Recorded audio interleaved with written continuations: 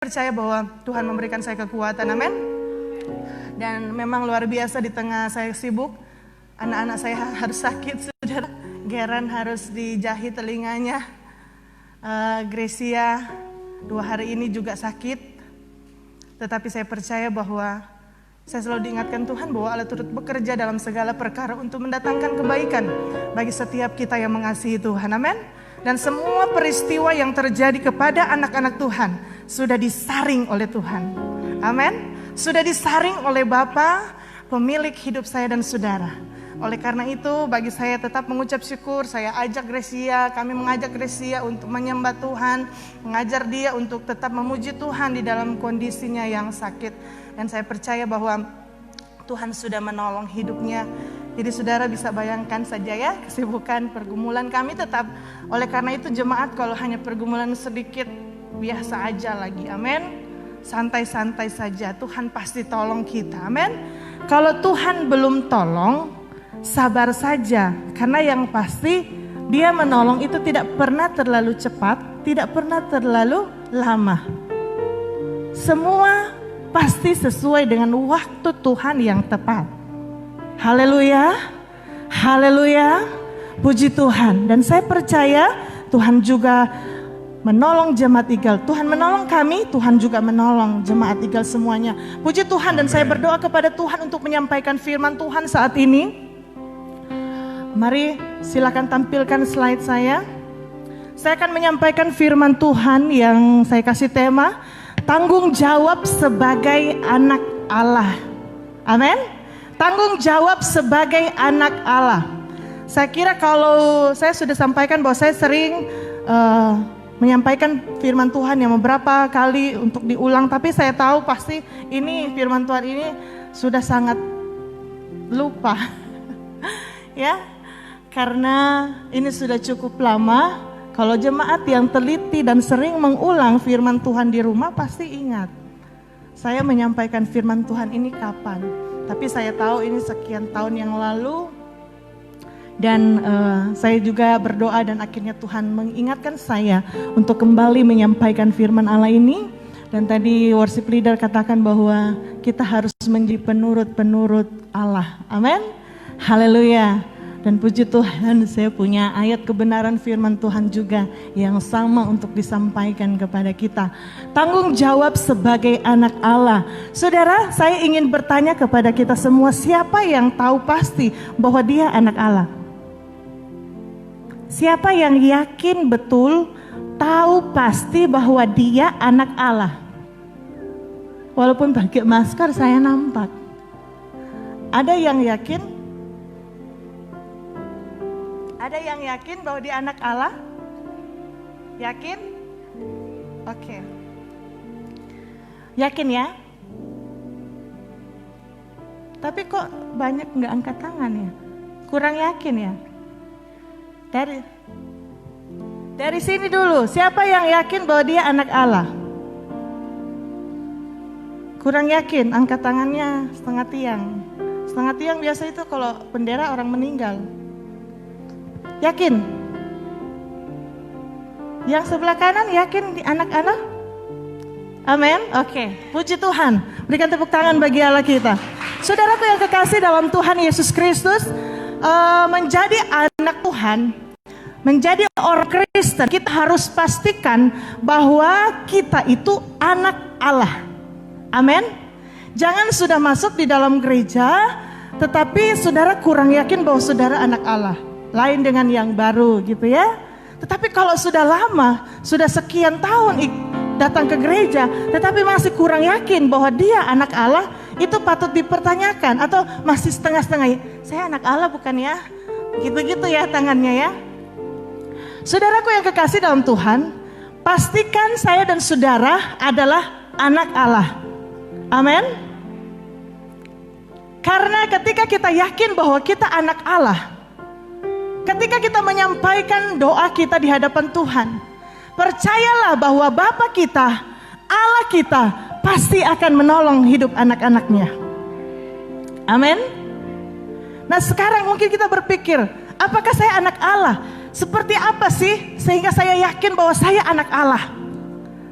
Mungkin di antara kita ada yang kurang tahu bagaimana sehingga saya disebut anak Allah. Oke, saya akan sampaikan. Sebelum kita masuk ke tanggung jawab, Yohanes 1 ayat 12 sampai 13, ini cara bagaimana saya dan saudara bisa menjadi anak Allah. Amin. Yohanes 1 ayat 12 sampai 13 saya akan baca.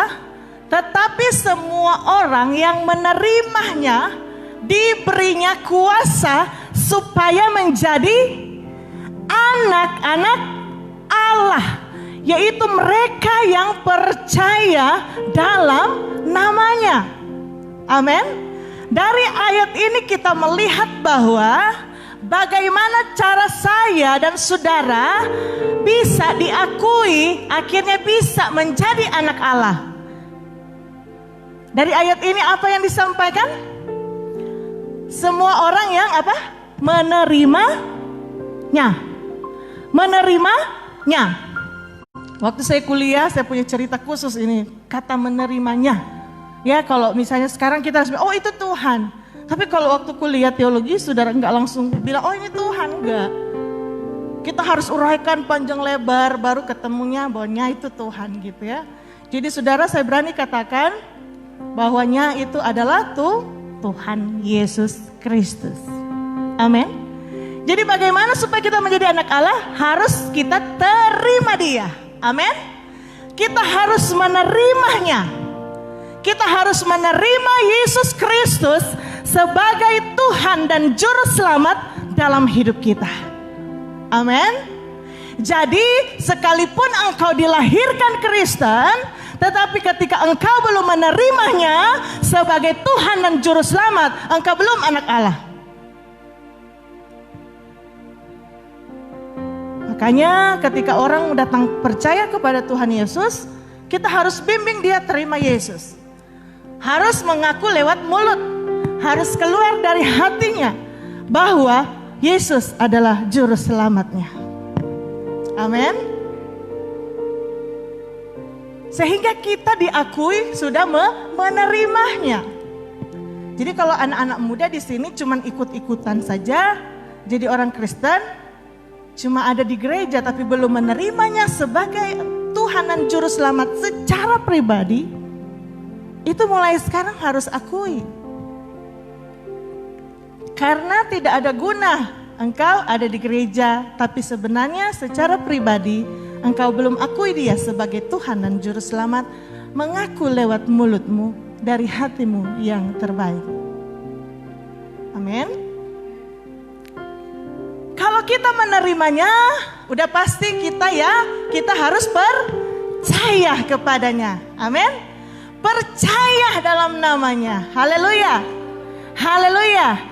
Kita terima Yesus di hati kita. Kita akui lewat mulut kita bahwa Dia adalah Tuhan dan Juru Selamat kita. Dan kita percaya bahwa Dia adalah Tuhan pemilik hidup kita. Kita akan diberi kuasa menjadi anak-anak Allah. Amin. Haleluya. Nah, sekarang saya ingin menjelaskan kata percaya.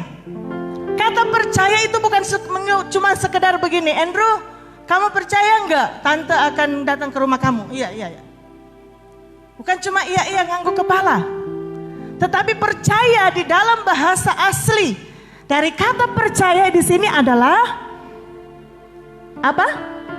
Mengiyakan, benar-benar yakin dari hati bahwa Tuhan adalah Juru Selamat, dan dia mengaku lewat mulut, dan dia hidup melakukan firman Tuhan. Amin. Jadi kata percaya itu ada dua artinya yang tidak bisa dipisahkan. Yang pertama mengaku lewat mulut dari hati.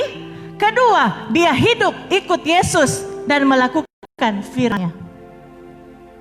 Amin. Sampai di sini saudara bisa tahu posisi saudara anak Allah atau bukan? Anak Allah atau bukan? Amin. Nah, firman Tuhan itu, mungkin saudara berkata, tapi kan bukan firman Tuhan itu banyak sekali. Mungkin belum semua yang saya lakukan. Tetapi saudara, bagi Tuhan adalah ketika saudara dengar dan taat, itu adalah hal yang luar biasa di hadapan Tuhan. Itu akan diakui sebagai sebuah kebenaran. Amin. Haleluya. Haleluya. Jadi yang masalah adalah begini. Ketika saudara sudah tahu firman, sudah tahu kebenaran dan saudara tidak lakukan, itu jadi masalahnya. Kalau saudara belum tahu dan saudara tidak lakukan, lain cerita saudara, amin. Tetapi kalau sudah sering disampaikan kepada GFG, kepada orang dewasa, yang baik dewasa muda, dewasa tengah, dewasa lansia, sudah disampaikan sering-sering, tetapi kita masih saja tidak mau melakukan. Nah, itu bukan berarti percaya. Perhatikan saudara, saudara bersyukur bisa diajar firman Tuhan secara rinci. Tetapi yang saya heran banyak yang masih tidak suka belajar firman. Tidak mau masuk dalam pemuritan-pemuritan. Padahal saudara di sini puji Tuhan loh.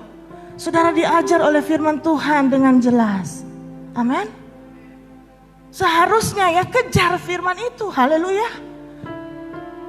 Misalnya saudara lapar, bukan makanan yang kejar saudara. Saudara yang harus kejar mana makanannya, betul? Betul kira-kira? Biasa kalau makanan yang kejar berarti kita nggak lapar. Kalau gembala yang selalu sampai sakit lehernya ingatin ayo pemuritan, berarti saudara nggak lapar dan haus akan kebenaran. Kalau dia lapar dan haus akan kebenaran, dia akan berusaha. Kadang-kadang kami yang malu, masih lagi 10 menit, jam 8 sudah semua udah di dalam kan gitu. Karena apa? Saking laparnya. Orang kalau lapar gimana Pak Tim? Padahal belum selesai disiapin sudah duduk gitu ya. Mana makanannya gitu kan? Nah, gitu saudara. Saudaraku yang kekasih dalam Tuhan, mau lapar dan haus akan Tuhan. Orang yang percaya kepada Tuhan adalah orang yang melakukan firman Tuhan. Amin.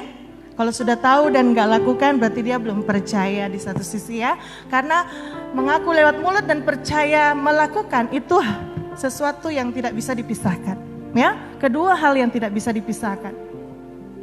Saya ingin baca satu ayat lagi tentang menjadi anak Allah ya. Yohanes 1 ayat 12 sampai 13, ini ayat yang ke-13-nya. Orang-orang yang diperanakan bukan dari darah atau dari daging, bukan pula secara jasmani oleh keinginan seorang laki-laki, melainkan dari Allah. Jadi kita menjadi anak Allah itu bukan karena keinginan laki-laki, tetapi karena Allah. Allah yang melahirkan kita menjadi ciptaan baru, Allah yang melahirkan kita menjadi anak Allah ketika saya dan saudara percaya kepada Yesus sebagai Tuhan dan Juru Selamat secara pribadi. Amin. Jadi kalau saya dan saudara rindu menjadi anak Allah, hal ini gak boleh kita gak lakukan. Terima dia, percaya kepadanya. Haleluya. Percaya kepadanya. Dan firman Tuhan menjamin kita diberi kuasa. Haleluya. Kita diberi kuasa menjadi anak Allah. Amin. Kalau saya bisa kasih contoh, misalnya Celina mau angkat satu anak misalnya. Anak itu diangkat jadi anak kalau saya baca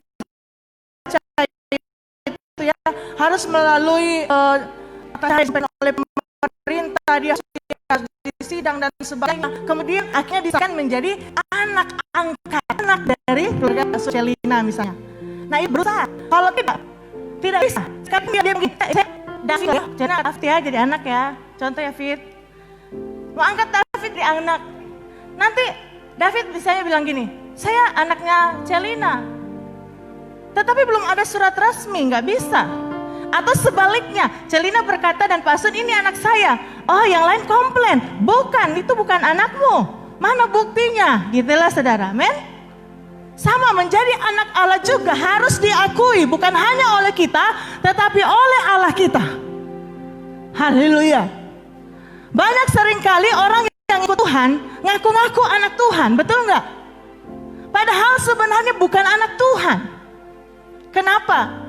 Karena hanya dia mengakuinya. Karena bagi Tuhan, kalau orang anak dia itu anak Allah, pasti dia akan menerimanya akan percaya taat kepada Bapa. Haleluya. Sehingga kita harus mengevaluasi saat ini. Apakah saat ini aku mengaku anak Allah atau memang benar-benar saya diakui sebagai anak Allah? Kalau misalnya kita harus mendapat pengakuan dari Allah. Yaitu dengan cara apa? Dia sudah kasih. Terimanya dan percaya. Percaya tadi saya sudah katakan. Bukan hanya iya di dalam mulut, tetapi harus taat melakukan firman-Nya. Amin. Haleluya.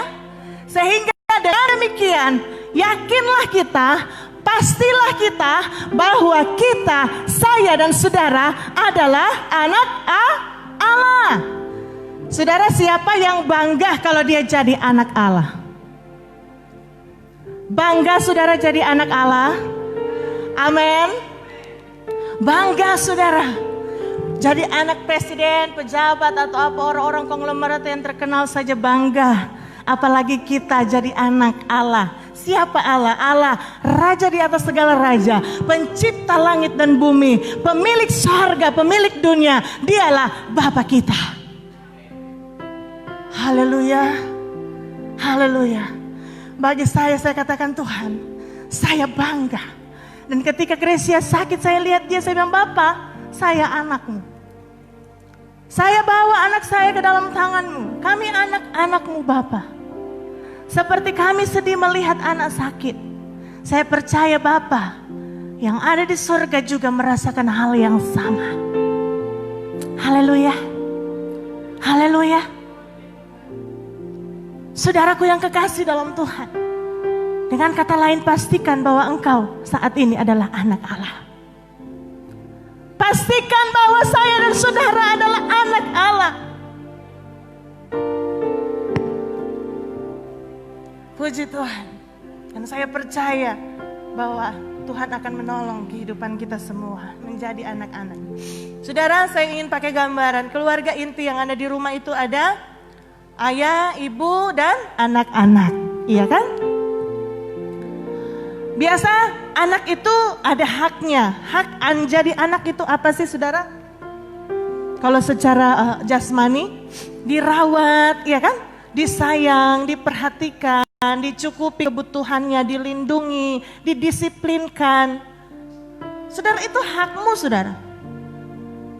Kenapa saya bilang hak anak didisiplinkan itu menjadi hak? Kenapa? Karena nggak mungkin Pak Tim disiplinkan anak saya, betul? Kalau anak saya nakal, Pak Tim gak mungkin hajar dia. Atau mau, Geren gak boleh gitu. Gak boleh, ya pasti tegur biasa. Tapi untuk sampai, itu bukan anak. Bukan anak Pak Tim, anak saya misalnya, itu contoh. Jadi kalau saudara jadi anak didisiplinkan oleh orang tua, itu bersyukur. Berarti engkau adalah anaknya. Amin. Makanya ada di ayat berkata bahwa, barang siapa diakuinya sebagai anak, dia ditegur dan dihajar. Kalau dia sudah nakal, gak ditegur, gak dihajar, berarti itu bukan orang tua bagi saya. Ya saudara ya. Jadi dia dilindungi dan lain-lain, itu saudara bisa isi hak kita sebagai anak di rumah. Ya. Tetapi jangan lupa juga sebagai anak kan pasti ada kewajiban.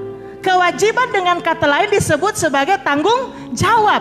Tanggung jawab itu ada macam-macam. Anak harus taat kepada orang tua. Amin anak-anak. Amin anak-anak. Haleluya. Hormat kepada orang tuamu. Amin. Membantu orang tua dan lain-lain. Saudara silakan isi. Di sekolah juga saudara punya hak. Hak apa? Saudara berhak untuk diajar. Saudara berhak untuk mendapat pelajaran dididik oleh guru saudara. Tetapi saudara juga punya kewajiban. Apa? Saudara harus masuk sekolah, saudara harus ikut sekolah sekalipun online. Saudara harus bayar uang kuliah, uang sekolah dan sebagainya. Itu kewajiban. Saudara harus taat kepada aturan guru dan sebagainya. Itu kewajiban. Itu tanggung jawab. Dua hal ini tidak bisa diabaikan. Amin. Iya kan? Ini contoh ya keluarga jasmani. Begitu juga di dalam keluarga Allah. Haleluya. Saudara, ketika saudara pasti diangkat jadi anak, diakui oleh Allah dan diakui oleh saudara bahwa saudara adalah anak Allah. Saudara punya hak, punya kewajiban. Amin. Punya hak apa saudara? Mungkin lain kali saya akan lebih rinci menyampaikan, tapi saya singgung sedikit. Hak jadi anak Allah. Apa yang Bapak punya, punya anak juga. Amin. Haleluya. Apa yang Bapak punya, nggak mungkin punya Pak Tim, nggak punya Niko kan Pak Tim, maaf, itu kan salah ngomong. Pak Asun. Pasti Pak Asun sudah mempersiapkan untuk anak-anak.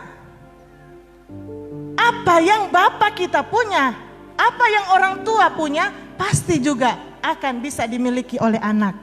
Amin. Sama saudara, ketika saudara dalam kesulitan keuangan, apakah Bapak di surga tidak akan peduli hidup saudara? Tidak peduli? Peduli. Kenapa? Karena kita adalah anak-anaknya. Pastikan saya dan saudara anaknya. Amin. Dia tidak pernah membiarkan loh. Saudara, apakah saudara di dunia Bapak kita yang mungkin kita katakan mungkin Bapak kita banyak kelemahan, kita banyak kelemahan sebagai Bapak, sebagai orang tua. Tetap aja ketika anak butuh, anak minta sesuatu, kita pasti selalu ada Kak. Bahkan kita bekerja banting tulang untuk siapa sih? Untuk anak-anak, benar? Apalagi Bapak kita yang di sorga. Haleluya. Dia pasti sediakan semuanya, amin. Dia sediakan yang kita butuhkan. Dia akan menolong hidup kita di saat kita dalam kesulitan. Dia mencukupi kebutuhan kita. Karena itu hak kita sebagai anak. Amin. Dia menyembuhkan kita, itu hak kita sebagai anak. Amin. Dia melindungi kita dari semua sakit penyakit, dari semua hal yang terjadi. Itu juga adalah hak kita sebagai anak. Kalau anak mengalami sesuatu, saya katakan semua telah disaring oleh Bapa. Haleluya. Semua telah disaring oleh Bapa. Kita aja nggak tega lihat anak kita sakit, bukan? Masa sih Bapak kita yang di sorga tega lihat kita menangis? Masa dia biarkan kita begitu sayang? Gak mungkin saudara. Itu iblis, itu pembohong. Bapak kita nggak seperti itu, amin. Haleluya. Dia Bapak yang sangat baik, haleluya. Cuma iblis berusaha menghancurkan image Bapak itu dengan Bapak-Bapak di dunia yang jahat. Tetapi ingat saudara, sekalipun Bapak di dunia jahat, Bapak kita tidak pernah berubah oleh karena Bapak kita yang jahat itu. Amin. Dia tetap menjadi Bapak yang sangat baik dalam hidup kita. Kita akan terus dipelihara. Kita akan terus dirawat. Kita akan terus ditolong oleh Bapa kita yang luar biasa. Amin. Haleluya. Haleluya. Nah saudara, yang selanjutnya, kita tetapi jangan lupa juga bahwa sebagai anak kita punya tanggung jawab. Amin. Jangan ketika dalam masalah engkau datang, Bapa tolong saya. Tolong saya. Dia Bapa kita baik. Tetapi pada saat Bapak kita pingin sesuatu, misalnya Andrew tolong bantu ini, gak mau. Tapi di saat minta sesuatu kepada orang tua biar banting tulang, berusaha cari uang demi kamu. Seringkali kita begitu sama Bapak di sorga, betul? Betul jemaat? Kalau dalam keadaan sakit, oh Tuhan, Bapak saya mau datang ke gereja. Ada kerjaan, datang ke gereja. Tuhan tolong.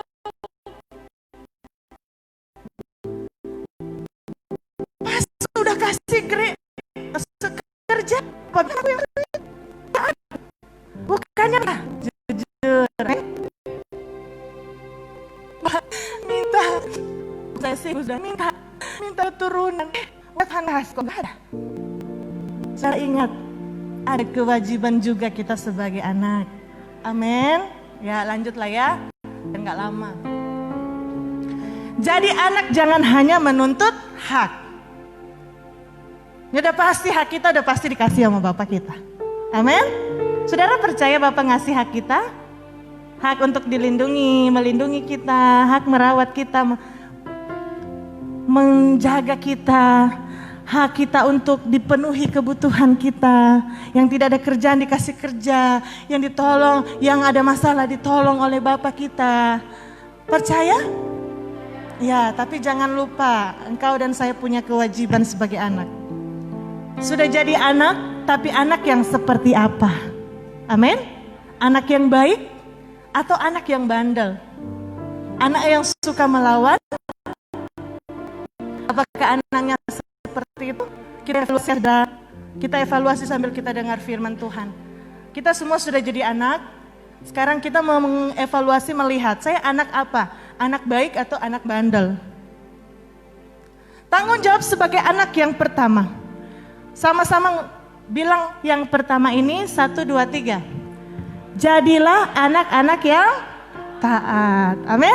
Efesus 5:1, sama-sama baca 1, 2, 3. Sebab itu jadilah penurut-penurut Allah, seperti anak-anak yang kekasih. Amin. Penurut-penurut maksudnya anak yang taat. Sebab itu jadi penurut Allah seperti anak-anak yang kekasih. Yang pasti anak itu tadi kewajibannya harus mentaati orang tua. Kita juga sebagai anak Allah harus mentaati Bapa kita. Sebagai anak rohani dalam gereja harus mentaati orang tua rohani. Taat artinya, mau diulang ya? Saya ulang ya. Taat artinya menuruti Allah, melakukan apa yang Allah mau, Tuhan mau, Bapa mau. Tidak melakukan semua hal yang dia tidak suka. Amin? Amin. Garen tanya, apa sih takut akan Allah?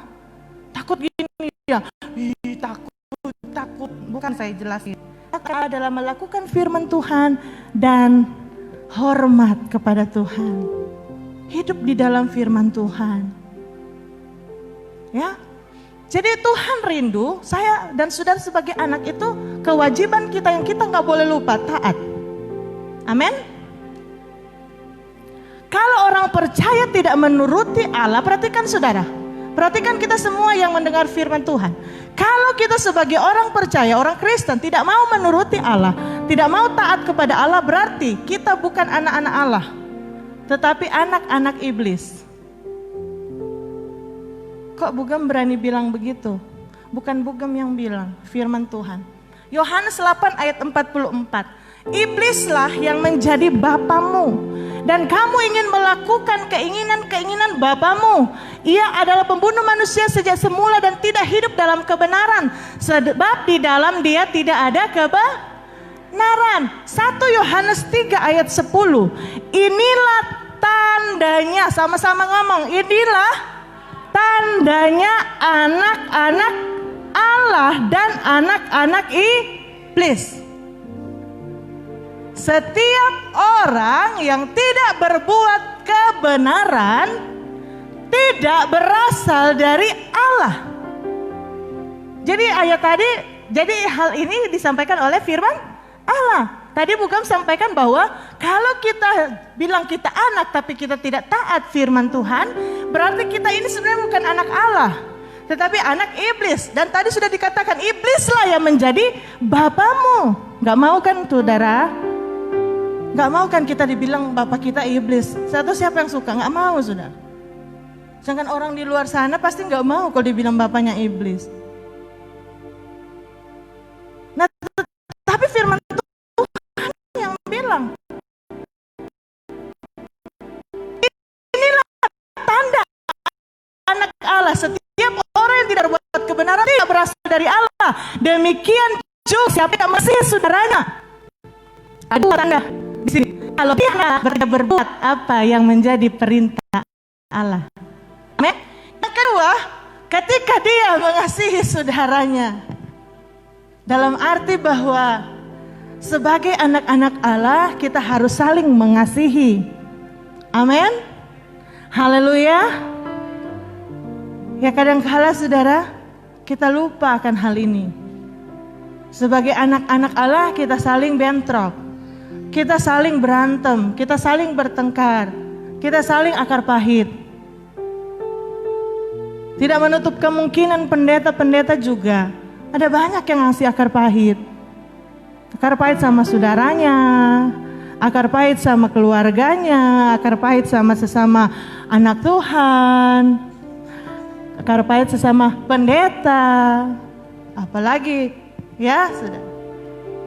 Tetapi ketika kita melakukan itu berarti sebenarnya kita bukan tandanya, kita bukan anak Allah. Wah, firman Allah ini menemplak saya. Jadi kalau di antara kita masih ada yang akar pahit, mana-mana yang masih akar pahit, coba pegang hatinya. Yang masih akar pahit itu engkau tandanya bahwa engkau bukan anak Allah. Karena anak Allah itu nggak mungkin dia akar pahit. Saya, saudara, siapa bilang saya tidak ada masalah? Siapa bilang saudara saya tidak ada yang menyakiti saya? Saya katakan kepada salah seorang yang sharing sama saya bilang, kamu bagus. Saya dulu pernah mau dilempar pakai sepatu loh. Saya dulu pernah dilempar pakai sepatu, diusir loh dari rumah. Tapi sampai hari ini saya tidak pernah, tidak ada ya, tidak bisa untuk marah gitu, tidak bisa untuk akar pahit gitu. Dan puji Tuhan, ketika saya melakukan firman, akhirnya orang itu paling orang yang mengasihi saya. Haleluya. Saya bilang, kamu belum apa-apanya. Udah memang gitu kehidupan tuh. Begitu banyak persoalan yang terjadi. Banyak orang yang nyakiti kita nggak bisa larang.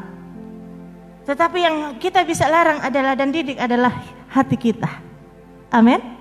Haleluya, tetap mengasihi. Amin. Karena itulah tandanya anak Allah. Jadi kalau masih ada yang masih akar pahit, I'm sorry. Sorry. Berarti dia belum anak Allah. Karena tanda seorang anak Allah, dia mengasihi saudaranya. Sekalipun engkau pendeta, sekalipun engkau pelayan Tuhan di Eagle, kalau belum mengampuni saudaramu, belum mengasihi sesama umat Tuhan, belum mengasihi hamba Tuhan tidak mengasihi jemaat, itu sama saja bohong. Berarti tandanya kita tidak mengenal Allah. Dan siapa Bapa kita? Iblislah yang menjadi Bapa kita. Orang yang anak Allah pasti melakukan firman Allah ya. Dan ketika taat, itu taat bukan cuman iya. Bukan cuman iya, saya kasih contoh, taat itu harus dengan perbuatan. Matius 21 ayat 28 sampai 31, ini sebuah cerita, saya tidak akan baca lagi. Ini adalah sebuah ilustrasi yang Tuhan Yesus sampaikan. Ada dua orang anak, jadi orang tuanya panggil suruh anak A misalnya. Anak A bilang, oh iya saya akan taati apa yang disuruh oleh mama. Tetapi dia tidak melakukannya, cuman semangat, yes, iya saya akan melakukan.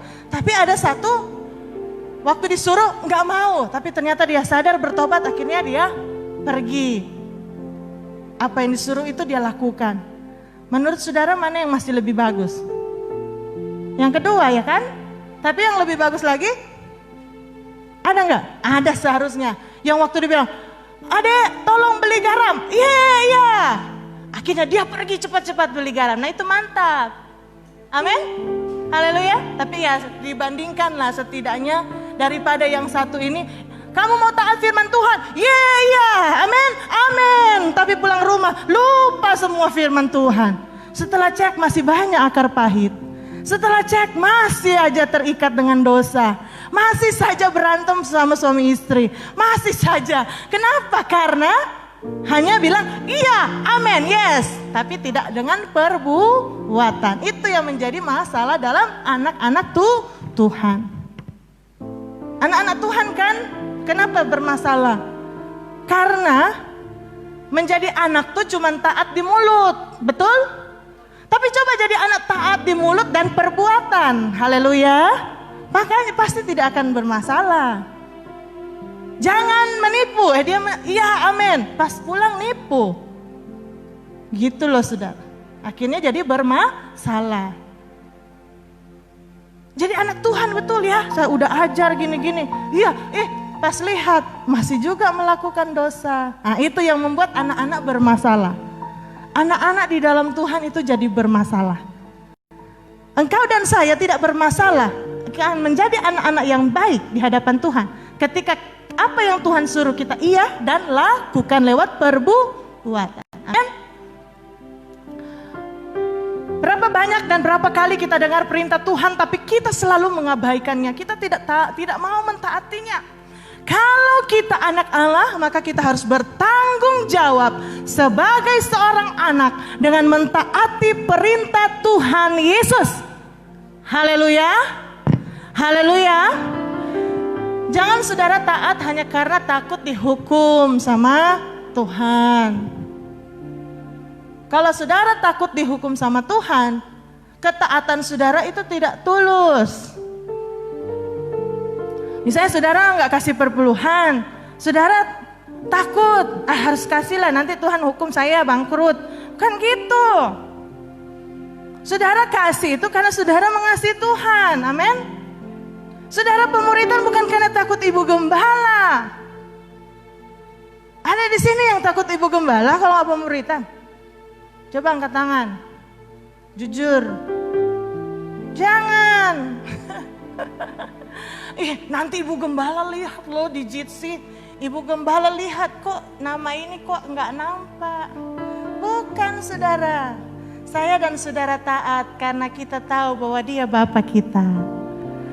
Kita taat karena kita tahu posisi kita sebagai seorang anak di hadapan Bapa. Yaitu kita harus jadi anak yang bertanggung jawab. Amin.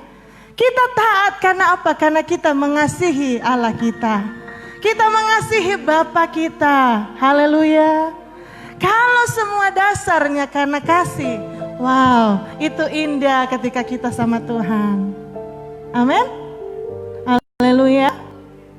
Haleluya anak-anak. Kalau anak taat kepada orang tua hanya karena takut dihajar, dipukul, saudara bisa sembunyi kemana untuk melakukan dosa. Iya. Seperti anak-anak saya, mungkin yang masih kecil ya. Geren apalagi. Saya ngelarang dia kalau misalnya, ya karate gitu ya. Pas saya datang, Tuhan Yesus, dia lompat. Maksud dia supaya saya dengar, oh bukan gaya Superman, gaya Tuhan Yesus. Ini saya bilang, Geren sini. Mama tidak mau kamu taat sama Tuhan hanya karena takut sama mama. Kalau mama nggak lihat atau mama nggak ada nantinya, kamu pasti nggak taat sama mama, sama papa.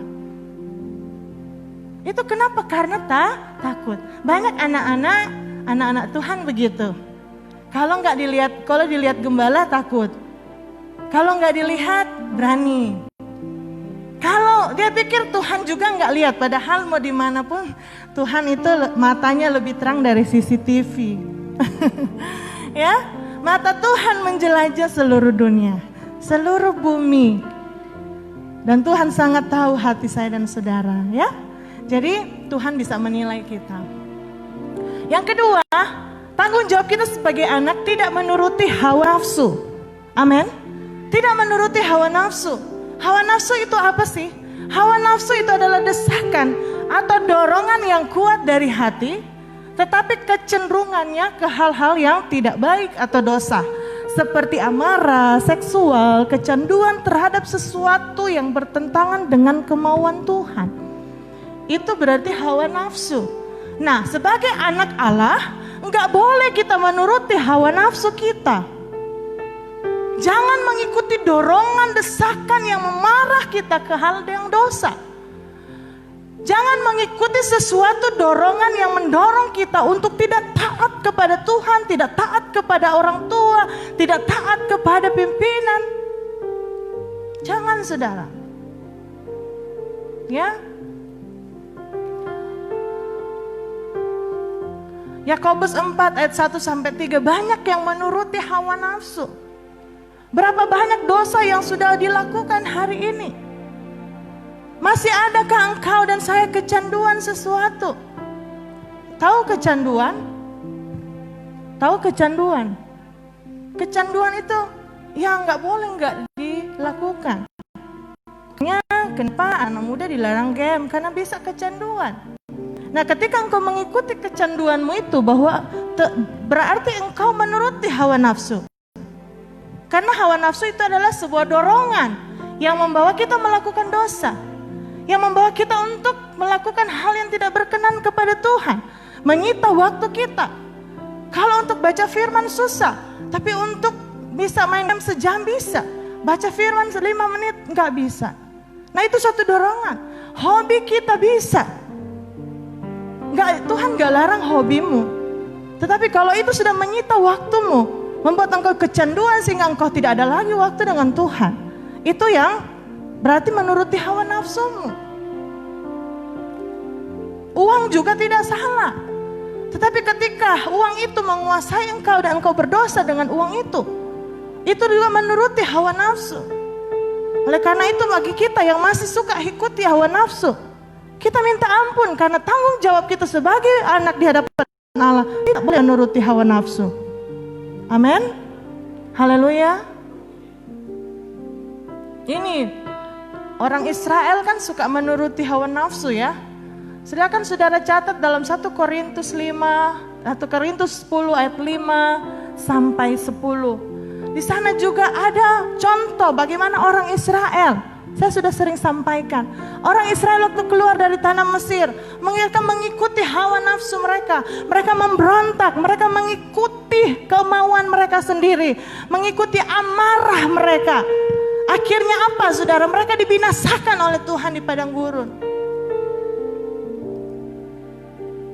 Banyak hal yang kita lakukan yang tidak bisa menguasai hawa nafsu. Berpacaran tidak sehat, hidup tidak kudus, suka berantem. Entah itu berantem dengan siapa saudara ya.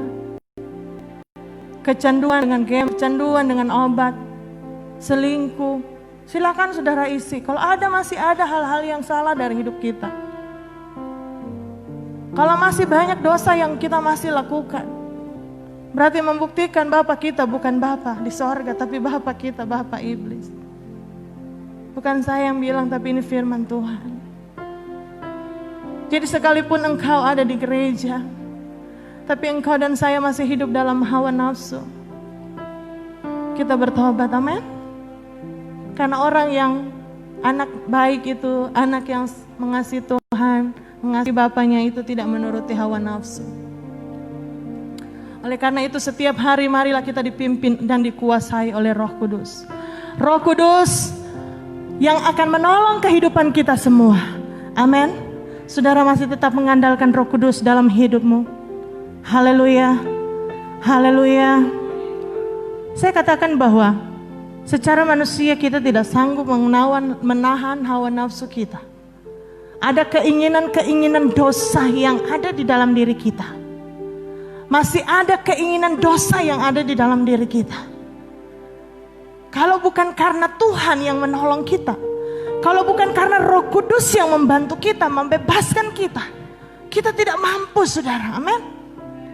Engkau bisa saja selingkuh, engkau bisa saja tergoda lagi dengan obat-obatan, engkau bisa saja tergoda lagi dengan pria lain, dengan wanita lain, engkau bisa masih tergoda lagi dengan uang yang akhirnya membuat engkau jauh dari Tuhan. Dari kecanduan-kecanduan yang tidak berkenan di hadapan Tuhan. Makanya kemarin saya bilang kepada seorang bapak, saya bilang, kalau anak Tuhan gak kecanduan dengan hal ini. Karena anak Tuhan itu adalah anak Tuhan yang bebas.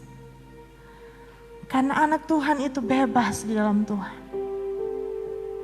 Dan Tuhan ingin membebaskan saya dan saudara. Saya mau katakan dengan kasih Kristus, saya mau buka rahasianya. Kenapa saudara susah bertumbuh di dalam Tuhan?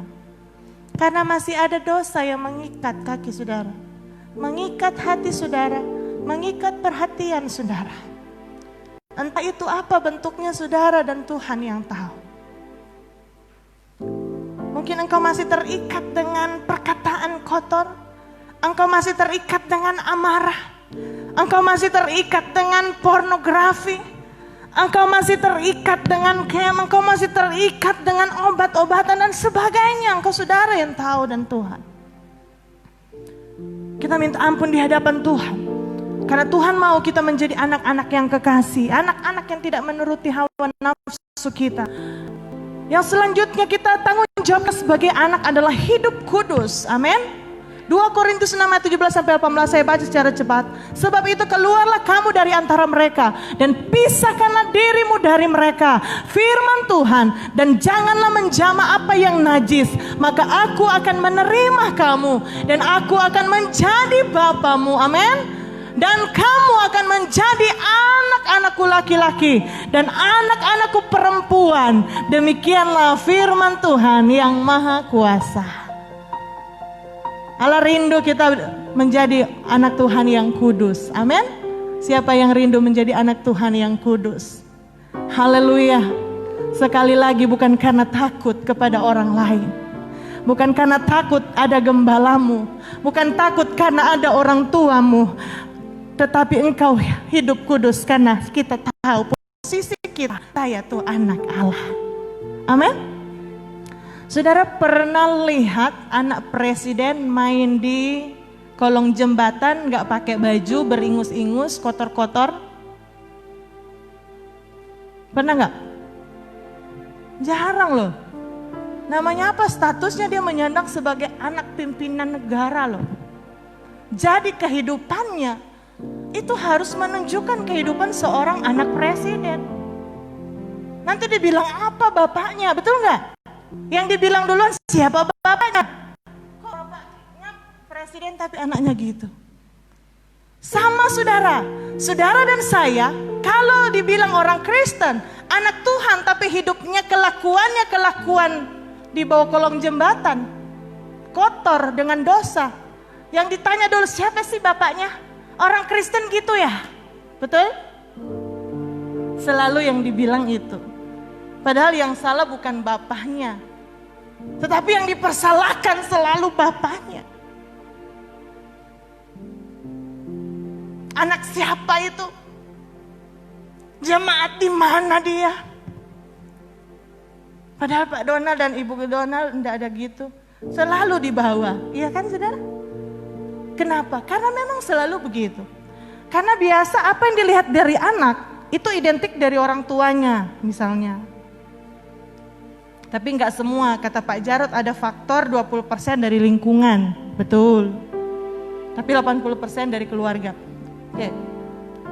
Jadi saudara, kalau benar-benar kita memposisikan diri sebagai anak Allah, enggak ada anak Allah itu anak-anak yang najis, amin. Enggak ada anak-anak Allah itu masih hidup suka dengan dosa, no. Yang masih suka dengan dosa bukan anak Allah, kata firman Tuhan. Haleluya. Firman Tuhan yang bilang iblislah yang menjadi bapamu. Kalau anak Allah dia akan hidup benar di hadapan Tuhan. Kalau anak Allah dia akan hidup kudus di hadapan Tuhan. Amin. Dia akan berpenampilan sebagai anak Tuhan. Haleluya.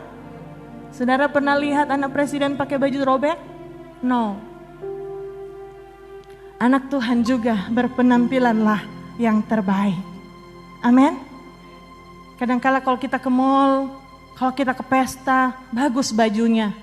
Tapi waktu ke gereja, enggak bagus. Bukan berarti kita nuntut yang bagus. Tidak saudara. Setidaknya ini bisa dibandingkan. Berikan yang terbaik. Kalau enggak punya ya enggak apa-apa. Tapi kalau ada dan saudara tidak mau, itu yang menjadi masalah. Tampillah dengan yang terbaik. Amin. Duduklah dengan terbaik di hadapan Tuhan. Memuji Tuhanlah dengan segenap hatimu. Lakukan hidup yang menyenangkan hati Tuhan.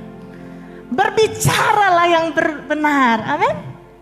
Berbicaralah yang menyenangkan hati Tuhan, yang enak didengar. Jangan pas ketemu kita, wah keluar perkataan kotor, jangan. Amin. Waktu kita ada bersama mereka, kita sama saja dengan mereka. Jangan kita harus tampil beda, amin. Karena memang kita anak-anak Bapa di surga memang seperti itu, amin. Hidup kudus, kita dipisahkan. Karena ini, kudus dalam bahasa Yunani hagiaso, yang mengandung arti dipisahkan dari yang najis atau jahat. Jadi sebagai anak Allah, kita diharuskan untuk hidup berbeda dengan dunia, amin. Kalau dunia melakukan kejahatan, kecemaran, narkoba, perselingkuhan, perjudian, kemabukan, pesta pora, merokok, menyembah berhala, makian dan lain, kita tidak boleh melakukan sama dengan dunia. Karena kita kudus, kita udah terpisah. Kita sudah dikuduskan oleh darah Yesus menjadi anak-anak Allah yang kekasih. Hidup kudus di hadapannya. Manusia baru di dalam Kristus melakukan apa yang kudus, bukan apa yang tidak kudus. Selanjutnya saudara, kita harus berfungsi menjadi garam dan terang dunia, mempengaruhi dunia, menjadi terang, daya tarik supaya orang yang masih hidup dalam kegelapan akan menjadi anak Allah juga. Amin. Matius 5:13-16, kamu adalah garam dunia. Jika garam itu menjadi tawar, dengan apakah ia diasinkan? Tidak ada lagi gunanya selain dibuang dan diinjak orang.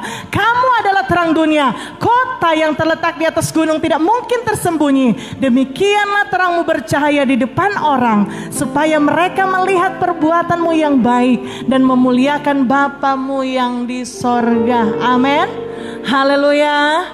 Haleluya, anak-anak Tuhan di Eagle jadi teladan lewat perkataanmu, amin.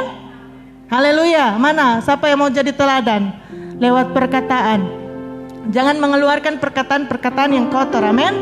Perkataan-perkataan yang bukan kebenaran. Perkataan-perkataan yang menyakiti hati orang. Perkataan-perkataan yang menyinggung orang sehingga orang tidak mau datang kepada Tuhan. Saudara, kita harus menjadi berkat lewat perkataan kita. Kita menjadi garam, menjadi terang yang bisa mempengaruhi dan memberi dampak. Amin. Haleluya. Jangan sampai orang gak mau sama kita karena perkataan kita yang sangat luar biasa, gak baik ya.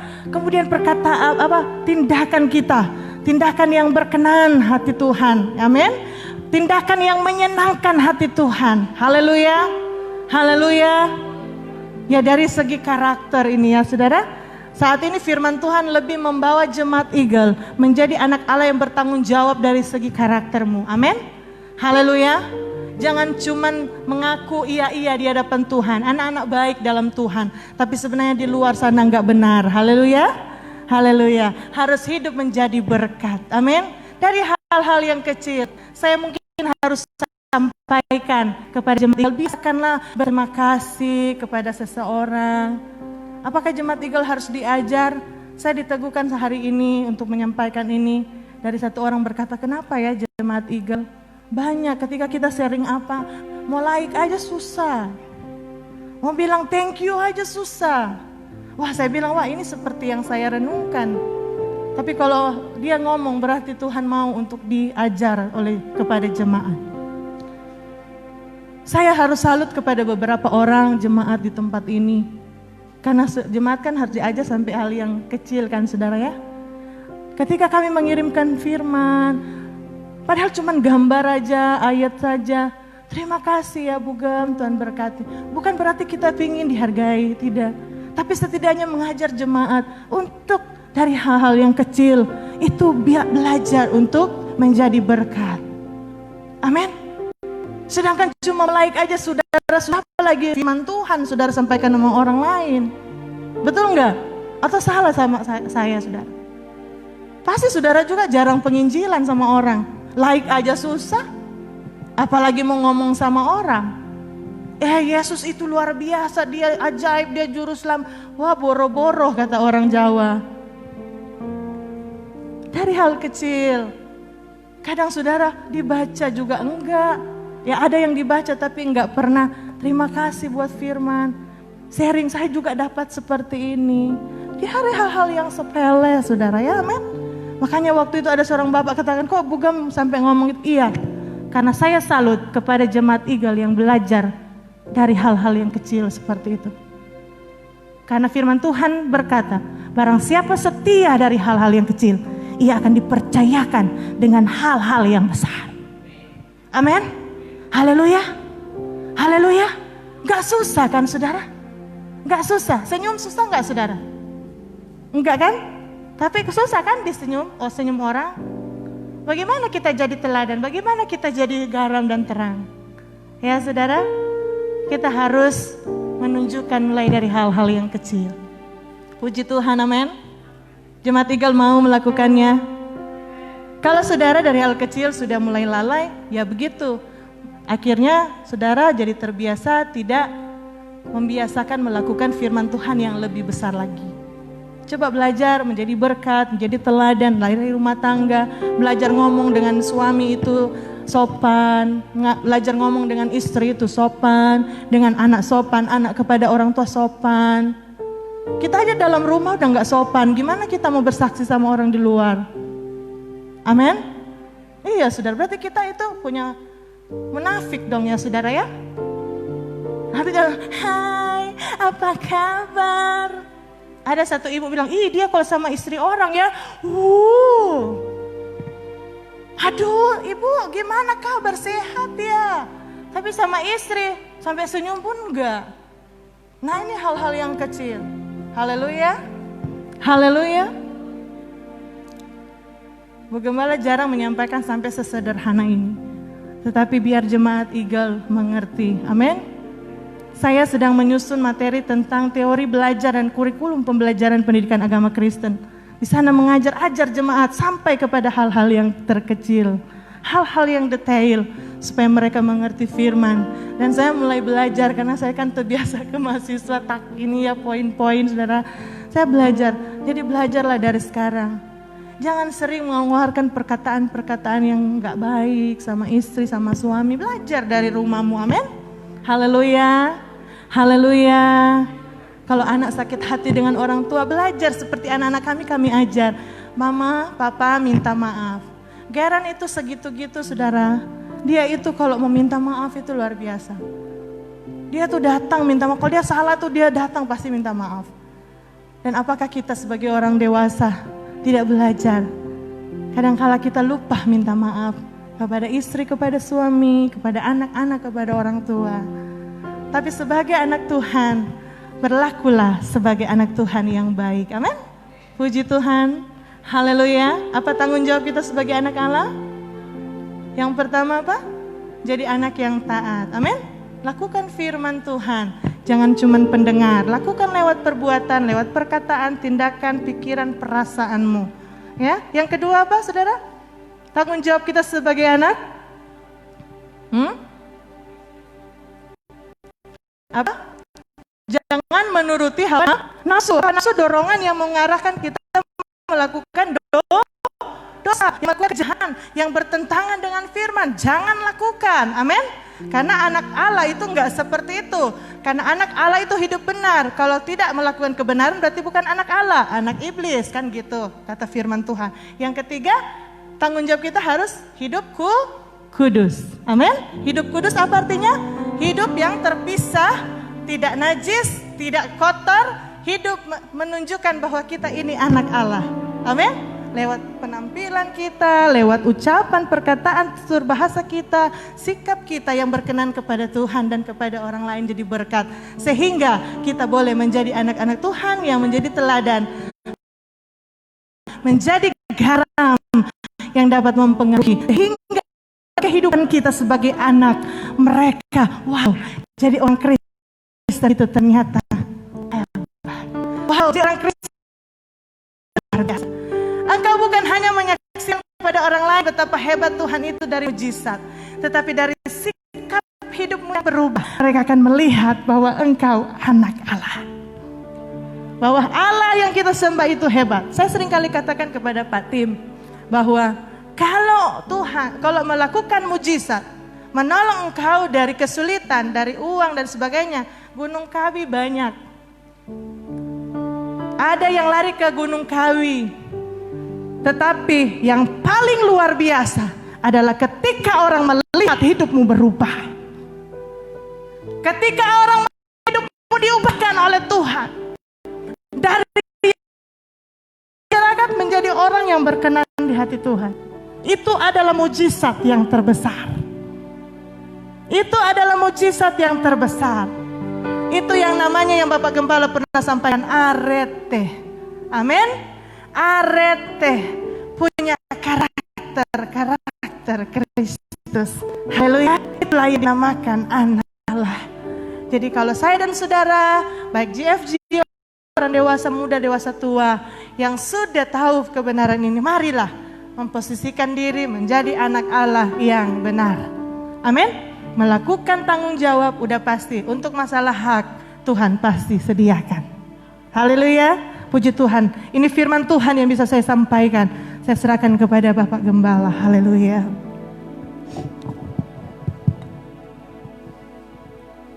Engkau Bapa yang mengasihiku,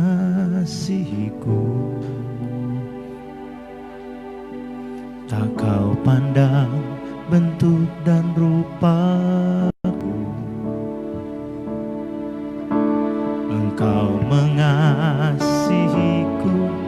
dengan sepenuh hati, tak pernah sama seperti dunia ini. Engkau Bapa yang mengajariku melewati awan yang kelabu. Engkau membuatku terbang bagaikan Raja Wali, mengatasi segala persoalan. Kau Bapa-Ku yang baik, mengerti